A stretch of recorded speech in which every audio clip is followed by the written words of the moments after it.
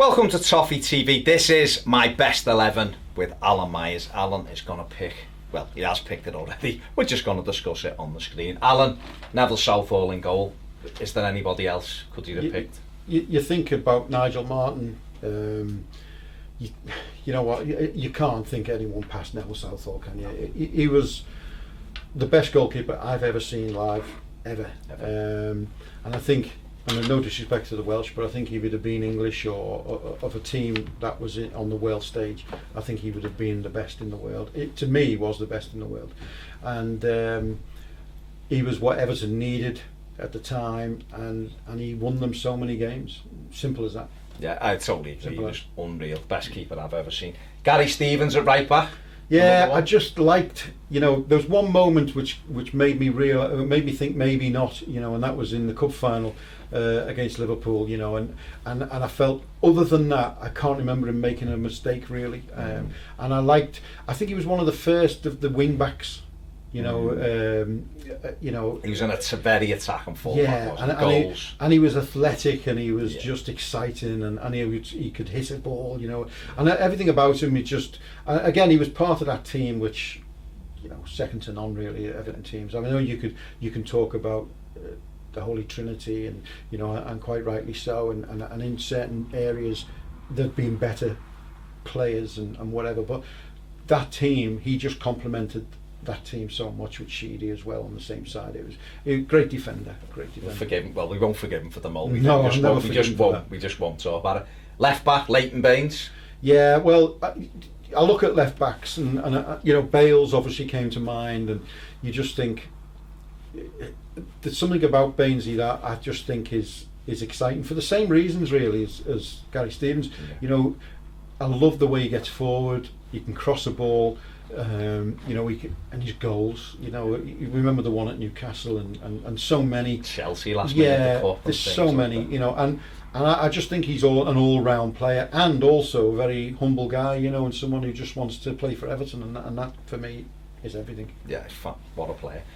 Centre back, Dave Watson. Yeah. Well, Waggy, you see, there might be more graceful centre halves. You won't mind me saying that. Yeah, but I just think, I'm old school, and I want a central defender to central defend, and that's what he did. And I'll never forget a great story that Craig Short tells, and it was at the derby, and I think, can't remember who the striker was, but he knocked Shorty for 6, this big Liverpool striker at the time. The name escapes me, but Shorty says my legs had gone, and I was all over the place, He said, and I'm wobbling around like this, and I'm trying to get. He said, and I said to Waggy, I've gone here, and Waggy just says, keep dancing, lad, come on, and that was the spirit of Dave Watson. He just would go through a brick wall for you, and he was a great club captain as well, which I thought was great, and there was just something about a surety, and I think it's been a while since we've had a defender who defends like that. Simple as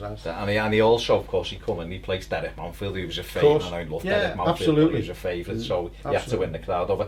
His partner, you've gone for Kevin Ratliff, just a successful captain. Great captain again, and he had that grace about him. He was a clever player.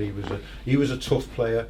Loved Everton, which means a lot to me, when a player's like that. So Kevin, I remember when he first came into the team, he got a bit of stick, and he wasn't quite the player that he became. Left back at first. Yeah, he was, and there was one point I think where people doubted whether he would make it, but did he make it, and what a class player. What a player. Into midfield, Peter Reid. Really, just his tenacity, just his whole. I think pugnacious would be a way of describing him.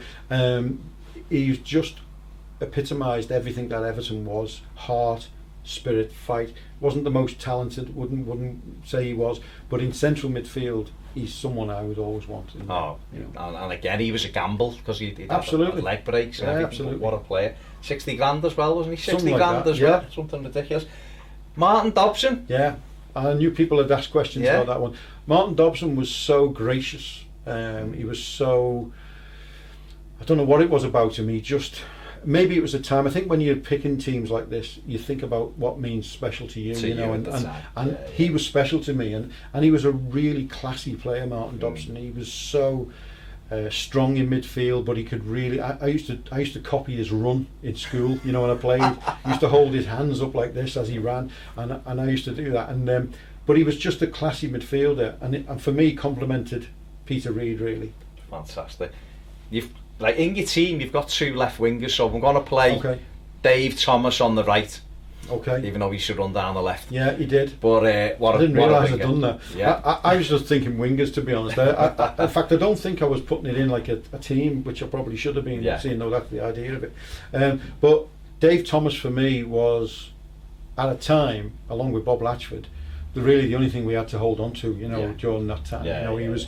But there was a time when every cross went to the same spot on Bob Latchford's head every time, and you knew when he crossed it, it was there, you know. And just a fantastic winger. You look at wingers. So that's what Delafeu should just absolutely do. Get wide, just put the cross in. He was brilliant, Dave Thomas. He always has his socks down. Never, you know, his shin pads hanging out. You know, but he was a great player, Dave. Player on the other side, the best left foot I've ever seen in an Everton shirt, obviously Kevin Sheedy. What a player. Oh yeah, unbelievable talent. You know, people called him a luxury player at the time. You know, he's a bit of a luxury. But you know something, you know, the goals he scored for a start got him into the team. But it wasn't so much that, it was just, and like Dobson in a sense, you know, it was the gracefulness of him, it was the style of him. You know, he was such a stylish player. And again committed as well, and you know everything about him was Everton, and he just complemented that team. You know, we had Trevor Steven on the other side, you know, and you know, maybe I should have picked Trevor Steven actually, but I couldn't leave Dave Thomas out. You know, but Sheedy was always going to be the first choice. Your team, mate, your team. Up top, you've mentioned them on another video, your dream duo who you're going to present tonight at the Winslow 4, but Bob Latchford, first of all, why Bob? Bob Latchford was just, again, you know, during the 70s, we had very little to talk about, you know, apart from obviously early 70s, but it was really tough.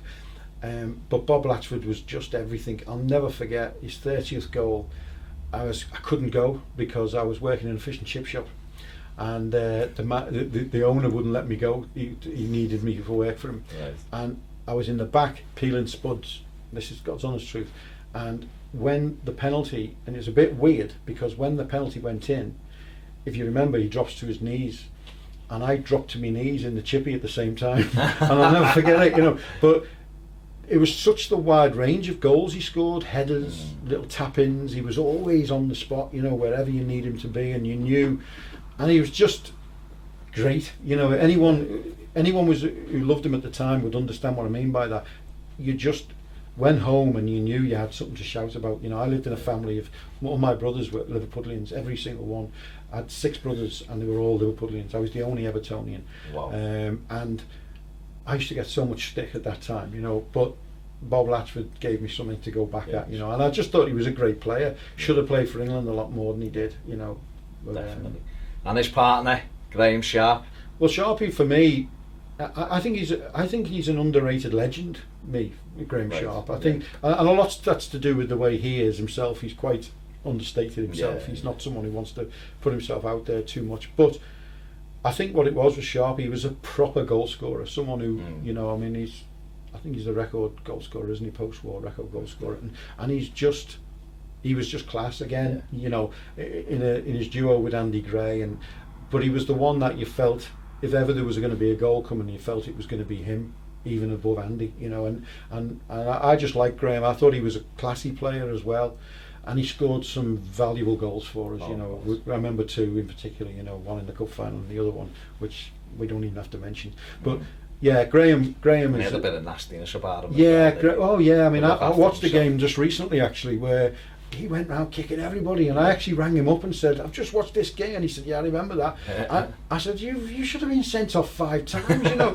and you know, you never thought of that part of his game, to be honest. But he was a real player, and for a long time as well, a long period at Everton, which I think is a really good thing. So no, Graham has to be in there, you know.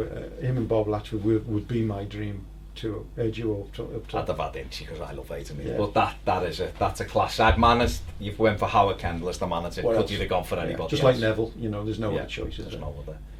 Big thanks to Alan Myers. That is a side that would give anyone a game, wouldn't it? Although, like you said, I'd have had Inchi in it. Big thanks to Alan for doing it, and we'll catch you next time on Toffee TV.